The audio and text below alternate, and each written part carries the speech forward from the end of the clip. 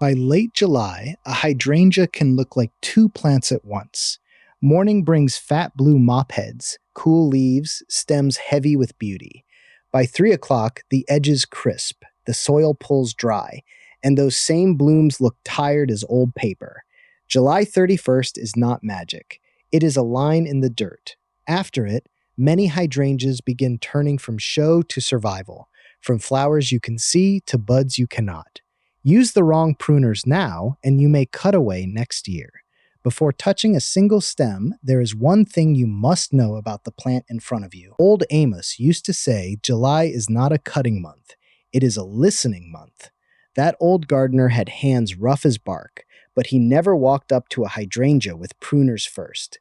He looked at the leaves, he checked the stems, he noticed which blooms were fresh, which were fading, and which plant was already building next year in silence.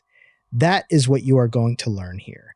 7 late July tasks that protect the color you still have and preserve the bloom potential you cannot see yet. Because the common advice is wrong. Hydrangeas do not all want the same haircut, the same feeding, or the same watering. First identify, then deadhead, then prune only where it is safe.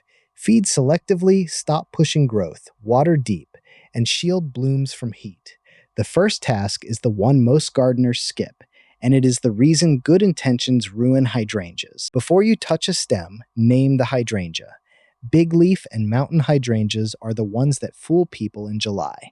Their stems may look plain, green, and finished, but many of those stems are carrying old wood.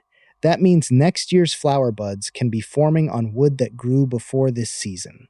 So when you cut a long stem to shape it up, you may not be cleaning the plant, you may be cutting away next summer's bloom sites.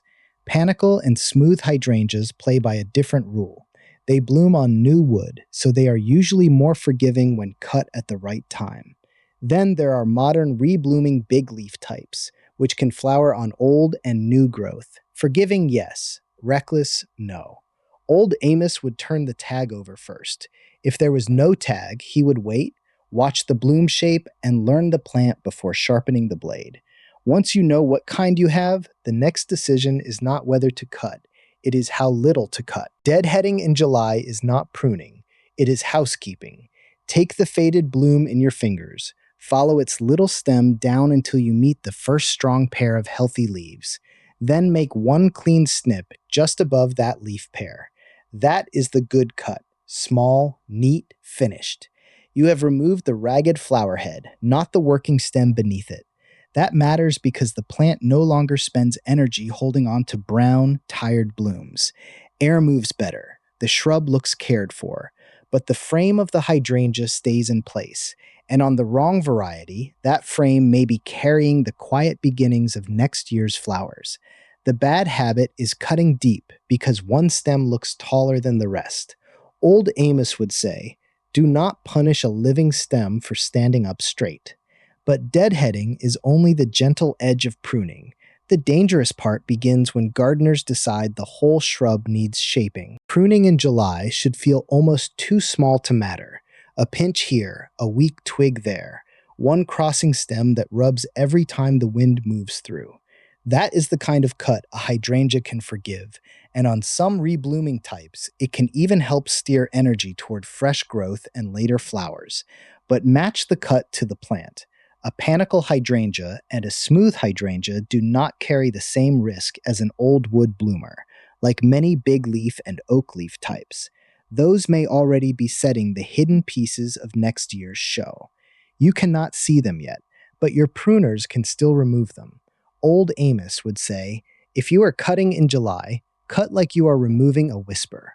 A careful pinch preserves the bones of the shrub. A deep midsummer chop makes the plant recover when it should be feeding blooms, building strength, and preparing for what comes next. And if pruning is the first place gardeners overdo it, fertilizer is usually the second. Fertilizer in the last week of July is not a kindness for every hydrangea. Use it only where the plant can still turn that food into flowers. That usually means reblooming big leaf hydrangeas and mountain hydrangeas, the kinds that keep cycling fresh buds on new growth while summer is still moving. For those plants, a light, balanced feeding can help. It supports stronger stems, steadier leaf growth, and enough energy to carry another flush of bloom through heat, dry wind, and tired soil. But do not feed by habit, a panicle that is already loaded, an oak leaf settling into its season, a thirsty shrub with curled leaves at 3 in the afternoon. Those do not need a push. They need water, shade from stress, and patience. Old Amos would say, food given at the wrong hour still spoils the supper, because fertilizer tells a plant to grow, and growth costs moisture. But even the right fertilizer becomes the wrong move if you use it to push the plant past its season. By the last days of July, the goal is no longer lush, shiny growth. That is the turn many gardeners miss. A heavy feeding now can wake the plant up in the wrong way. It pushes soft green shoots, the kind that look beautiful for a week, then sag hard when the afternoon heat leans on them. Those shoots demand water, they wilt fast, and they often do not have time to toughen before the season begins to change. Old Amos would pinch a tender stem and say, "That leaf is spending tomorrow's strength today." Because your hydrangea is not only growing what you can see, it is feeding roots, it is preparing buds, it is hardening stems so next year does not start weak. So if the plant is tired, do not shout at it with fertilizer. Pause, water deeply, let it steady itself. Once you stop pushing from above, the real rescue work happens below the soil. Now the hose matters more than the fertilizer bag. In late July, a hydrangea carrying big blooms is losing water all day through those wide leaves. If you only sprinkle the top inch, the surface looks dark, but the roots below stay thirsty in hot, restless soil. That is when you see the plant fold. Drooping leaves by noon, limp flower heads, brown, crispy edges, blooms that fade from rich blue or pink to tired paper before their time. Deep watering changes the whole rhythm. Water early, before the sun starts pulling hard. Let it soak the root zone, not just shine the mulch. Then check with your finger a few inches down. Cool and damp is what you want. Containers need extra watching, so do plants near brick, pavement, or open wind. Old Amos would say, do not rescue it after it faints. Give it strength before the heat asks. Still, water alone cannot save blooms that are being cooked in the same brutal hours every afternoon. The worst hour for a hydrangea is not always the hottest hour on the thermometer. It is that hard afternoon sun when the leaves are already tired and the blooms are taking the full hit. That is when color drains fast. Refresh the mulch now. 2 or 3 inches, pulled back from the stems, keeps the root zone cooler and slows the water loss you just worked so hard to fix. Bare soil bakes, mulched soil breathes. Then watch the wilt closely. A little afternoon flagging that lifts again by evening is the plant protecting itself. But if the leaves hang limp day after day, or the flower heads stay soft and collapsed, the plant is spending tomorrow's strength just to survive today. Move containers out of western sun. Give porch plants shade after lunch. Use a light cloth, a patio umbrella, even a temporary screen during brutal spells. Old Amos would say, do not make a flower prove it can suffer. And that is where the whole July hydrangea lesson turns. The real enemy was never one bad cut or one missed watering. It was midsummer impatience. The snips came out because a stem looked messy. The fertilizer went down because leaves looked pale. The hose ran every evening because the afternoon wilt felt like failure. But July is not spring. Spring asks a hydrangea to push. New leaves, new stems, big hungry growth.